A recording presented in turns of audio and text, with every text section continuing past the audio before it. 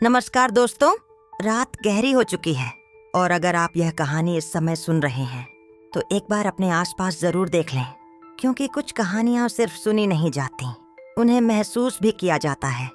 आप सुन रहे हैं खौफ, जहां हम लेकर आते हैं ऐसी डरावनी और रहस्यमयी कहानियां जो शायद आपको रात भर सोने न दें। आज की कहानी है 7 मंजिला पीजी का रहस्य।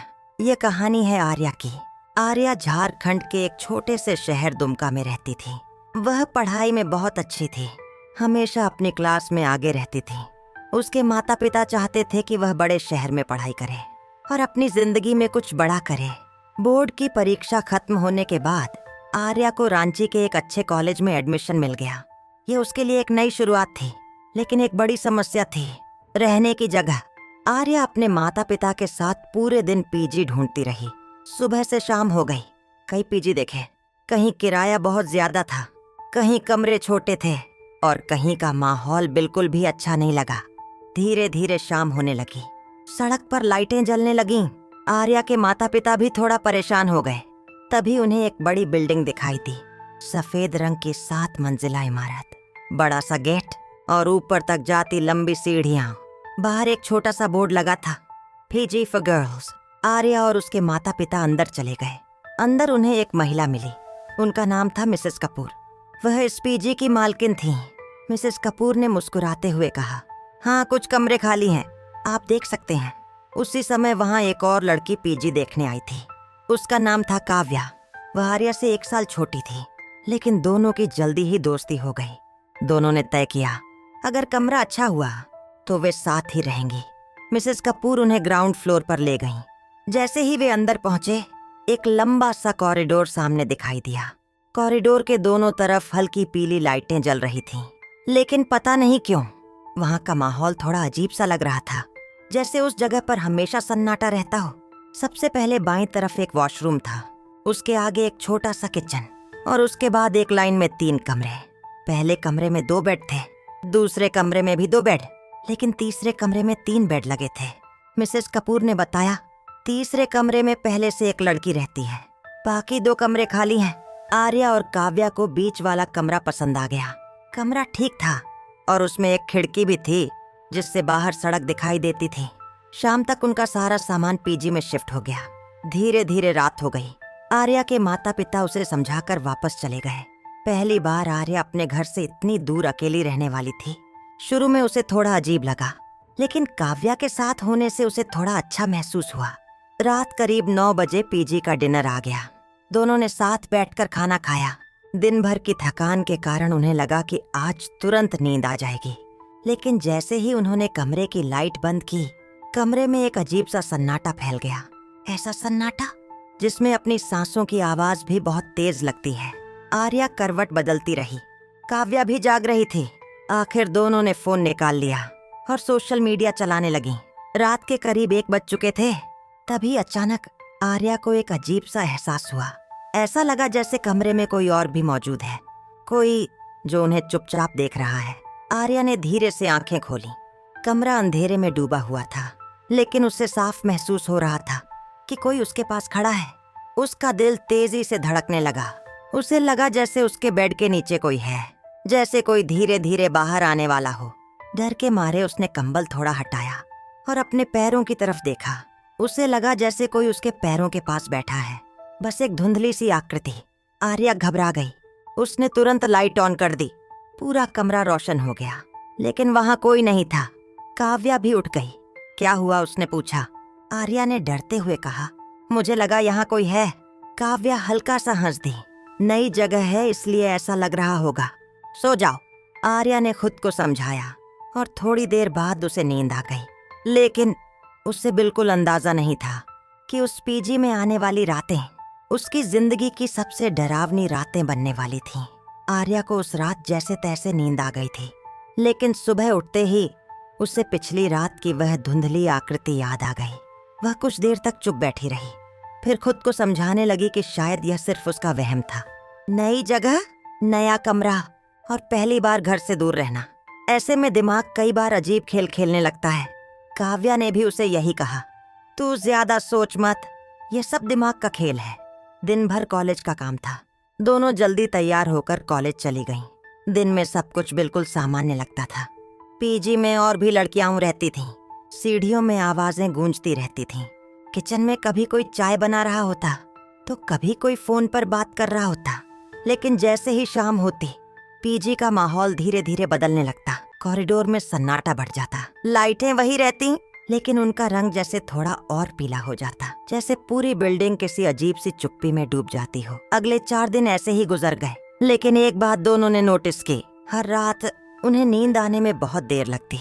कमरे में एक अजीब सा दबाव महसूस होता, जैसे कोई अदृश्य चीज उन्हें देख रही हो। कई बार आर्या अचानक उठकर कमरे के कोनों को देखने लगती, कभी खिड़की के पास, कभी दरवाजे के पास, लेकिन हर बार उसे कुछ भी नहीं मिलता। काव्या भी कई बार देर तक जागती रहती, लेकिन जब भी आर्या उससे पूछती, वह बस यही कहती, नई जगह है, आदत पड़ जाएगी। लेकिन सच यह था कि काव्या भी कुछ महसूस कर रही थी। वह बस आर्या को डराना नहीं चाहती थी। 5वीं रात, उस दिन तीसरे कमरे में रहने वाली लड़की अपने घर चली गई थी, जिसका मतलब था पूरा ग्राउंड फ्लोर सिर्फ आर्या और काव्या के पास था। रात के करीब 12 बजे थे।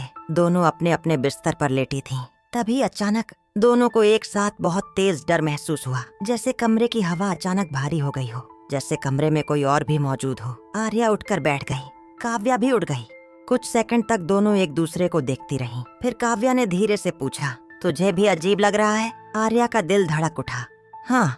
कुछ पल के लिए कमरे में सन्नाटा छा गया। फिर काव्या ने बहुत धीमी आवाज में कहा, मुझे पहले दिन से लगता है यहाँ कोई है। यह सुनते ही आर्या की रीढ़ में ठंडक दौड़ गई। तूने पहले क्यों नहीं बताया? आर्या ने पूछा। काव्या ने नजरें झुका ली। मुझे लगा शायद मैं ही बेवजह डर रही हूँ। उस रात दोनों ने लाइट बंद नहीं की और पूरी रात जागते हुए बिताई।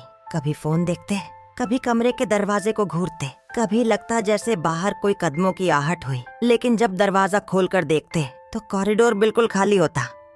अगली सुबह काव्या को उसकी माँ का फोन आया। उसकी माँ की तबीयत अचानक खराब हो गई थी, इसलिए उसे 2 दिन के लिए घर बुला लिया गया। आर्या चाहती थी कि वह ना जाए, लेकिन काव्या को जाना पड़ा। अब पूरा ग्राउंड फ्लोर सिर्फ आर्या के पास था। दिन में तो उसने अपनी एक दोस्त के पीजी में समय बिताया, लेकिन रात में उसे वापस आना ही पड़ा। जब वह पीजी पहुंची तो बिल्डिंग असामान्य रूप से शांत थी। ऊपर के फ्लोर से हल्की आवाजें आ रही थीं, लेकिन ग्राउंड फ्लोर पर पूरा सन्नाटा था। उसने अपने कमरे का दरवाजा खोला।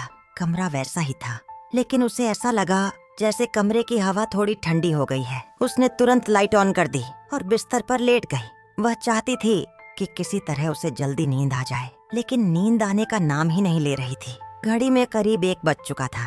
तभी उसे वॉशरूम जाना पड़ा। उसका दिल जोर से धड़क रहा था, लेकिन वह धीरे से दरवाजा खोलकर बाहर निकली। कॉरिडोर में अंधेरा था, सिर्फ दूर वाली लाइट जल रही थी। वॉशरूम के पास वाली लाइट फिर से बंद थी, जबकि स्विच ऑन था। आर्या को यह थोड़ा अजीब लगा, लेकिन उसने ज्यादा ध्यान नहीं दिया। वह धीरे धीरे आगे बढ़ने लगी। तभी उसकी नजर पहले कमरे के अंदर पड़ी। दरवाजा आधा खुला था और अंदर बेड के कोने पर कोई बैठा हुआ था। एक लड़की, सिर झुकाए हुए। आर्या का दिल जैसे रुक गया। उसने ध्यान से देखा। हाँ, वह सच में एक लड़की थी, लेकिन इस फ्लोर पर तो कोई था ही नहीं। आर्या के पैरों से जैसे ताकत चली गई। वह वहीं खड़ी रह गई। तभी उस लड़की का सिर धीरे धीरे ऊपर उठने लगा और उसी पल आर्या के अंदर का डर फट पड़ा। वह मुड़ी और पूरी ताकत से भागते हुए अपने कमरे में चली गई। दरवाजा बंद किया और कुंडी लगा दी। उसकी सांसें बहुत तेज चल रही थीं, हाथ कांप रहे थे। उसे समझ नहीं आ रहा था कि अभी उसने जो देखा वह सच था या कोई डरावना भ्रम। लेकिन उसे एक बात पूरी तरह याद थी, उस लड़की का चेहरा। वह चेहरा बहुत पीला था और उसकी आंखें ऐसी लग रही थीं जैसे कई सालों से सोई ही ना हो। आर्या अभी भी कमरे के अंदर खड़ी थी। उसकी सांसें तेज चल रही थीं। दिल इतनी जोर से धड़क रहा था जैसे छाती से बाहर निकल आएगा। कुछ सेकंड तक वह दरवाजे से टिककर खड़ी रही। उसके हाथ कांप रहे थे। उसने तुरंत अपना फोन उठाया और अपने बॉयफ्रेंड आदित्य को कॉल कर दिया। फोन उठते ही उसकी आवाज कांपने लगी। आदि, यहाँ कोई है। आदित्य घबरा गया। क्या हुआ आर्या? शांत हो, पहले धीरे धीरे बता। आर्या रोने लगी। उसने पूरी घटना उसे बता दी। पहले कमरे में बैठी वह लड़की, उसका झुका हुआ सिर और फिर धीरे धीरे ऊपर उठता चेहरा। आदित्य कुछ पल के लिए चुप हो गया। फिर उसने कहा, आर्या, शायद कोई दूसरी लड़की होगी। आर्या ने तुरंत कहा, नहीं, यहाँ कोई नहीं है। पूरा ग्राउंड फ्लोर खाली है। आदित्य ने तुरंत वीडियो कॉल कर दिया। फोन ऑन रखो, मैं लाइन पर हूँ। आर्या को थोड़ा साहस मिला। कुछ देर बाद उसने हिम्मत जुटाई, फोन की फ्लैशलाइट ऑन की और धीरे धीरे दरवाजा खोला। कॉरिडोर फिर से शांत था, वही लंबा अंधेरा रास्ता और दीवारों पर पड़ती हल्की पीली रोशनी। आर्या धीरे धीरे पहले कमरे की तरफ बढ़ी। उसके कदमों की आवाज कॉरिडोर में गूंज रही थी। उसने दरवाजे को हल्का सा धक्का दिया। दरवाजा धीरे धीरे खुल गया। कमरा पूरी तरह खाली था। बेड, दीवार, खिड़की सब वैसा ही था, लेकिन वहां कोई नहीं था, जैसे कुछ देर पहले वहां कोई था ही नहीं। आर्या कुछ सेकंड तक वहीं खड़ी रही, फिर जल्दी से वापस अपने कमरे में आ गई। उस रात उसने बिल्कुल भी लाइट बंद नहीं की। आदित्य पूरी रात वीडियो कॉल पर उसके साथ रहा, लेकिन लगभग सुबह 4 बजे आर्या को हल्की नींद आ गई। सुबह जब वह उठी तो उसे लगा शायद यह सब एक डरावना सपना था, लेकिन उसके अंदर कहीं न कहीं एक डर अभी भी बैठा हुआ था। काव्या 2 दिन बाद वापस आ गई। आर्या ने उसे पूरी घटना बता दी। काव्या सुनकर चुप हो गई। उसका चेहरा थोड़ा बदल गया। क्या हुआ? आर्या ने पूछा। काव्या कुछ पल चुप रही, फिर बोली, आर्या, मैंने भी कुछ सुना है इस पीजी के बारे में। आर्या का दिल जोर से धड़कने लगा। क्या? काव्या ने धीरे धीरे कहना शुरू किया। कॉलेज में कुछ लड़कियां बात कर रही थीं। उन्होंने बताया कि इस पीजी के 5वें फ्लोर पर कुछ साल पहले एक लड़की ने आत्महत्या कर ली थी। आर्या का चेहरा सफेद पड़ गया। आत्महत्या? काव्या ने सिर हिलाया। हाँ, कहते हैं वह भी यहाँ पीजी में रहती थी। किसी बात से परेशान थी और एक रात उसने 5वें फ्लोर के कमरे में फांसी लगा ली। कमरे में सन्नाटा छा गया। आर्या को अचानक वह चेहरा याद आ गया जो उसने उस रात देखा था। वही पीला चेहरा, वही थकी हुई आंखें। काव्या आगे बोली, कुछ लड़कियां कहती हैं कि कभी कभी वह लड़की रात में दिखाई देती है, कभी सीढ़ियों में, कभी खाली कमरों में और कभी किसी के बिस्तर के पास बैठी हुई।